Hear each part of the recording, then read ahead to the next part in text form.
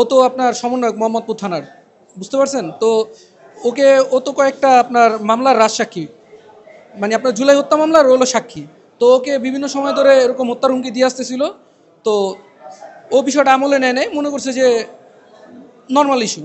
But আজকে যখন আমরা তারাবি নামাজ পড়ে যখন বেরোইছি, চা দোকানে চা খাইতেছিলাম, এর ভিতরে হঠাৎ করে চারজন অজ্ঞাত লোক এসে আমাদের উপরে আপনার সন্ত্রাসী হামলা করে। তো ভিতরে আমরা আমরা দুইজন ছিলাম এবং অন্যান্য যারা চা খাইতেছিল তারা সবাই একসাথে দৌড় দিয়ে বের হয়ে গেছে এবং আমরাও বের হয়ে গেছি। কিন্তু টার্গেট ছিল ও একাই। এখানে যদি এমন হতো যে অন্য কোনো উদ্দেশ্য সবাইকে কোনো একটা হামলা করতে আসছে, বিষয়টা এরকম না, স্পেসিফিক ওকেই হামলা করতে আসছে। পরিবেশটা ভাই আমরা চা খেতেছিলাম, একদম নর্মাল পরিবেশ। হঠাৎ করে চারজন অজ্ঞাতনামা লোক ঢুকছে এবং সবাই আপনার ওই কি বলা হয়, মুখে গামছা পেঁচানো ছিল এবং আপনার পাঞ্জাবি পরা ছিল বা বোরকা পরা ছিল এরকম।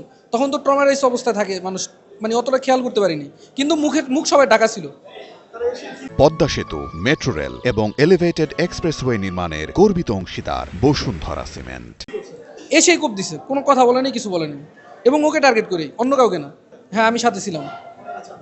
ইব্রাহিম খলিল শুভ, সে ডিপ্লোমা সিভিল ইঞ্জিনিয়ার। জি। তো জুলাই হত্যা মামলার রাজসাক্ষী, তাহলে ঘটনাটা কারা ঘটাইতে পারে সেটা তো আর মানুষের সামনে বলার কোনো বুঝতে বাকি থাকে না, সেটা তো আপনি বুঝতেই পারতেছেন। আসলে ও তো বাসা থেকে তেমন একটা বেরোয় না, বাসার আশপাশেই থাকে, ঠিক আছে, এই আর কি।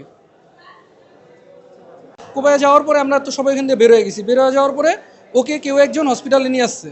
তো হসপিটালে যখন নিয়ে আসছে, তারপরে প্রথমে আমরা সোয়ারিতে খুঁজছি, পাই নাই। তারপর আমরা এখানে আসছি আর কি, এখানে এসে পাইছি।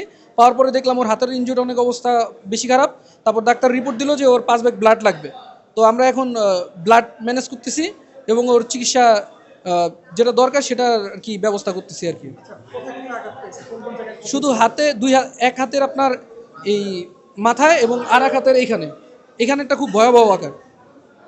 মাথায় খুব লাগছে, মাথায় খুব লাগছে।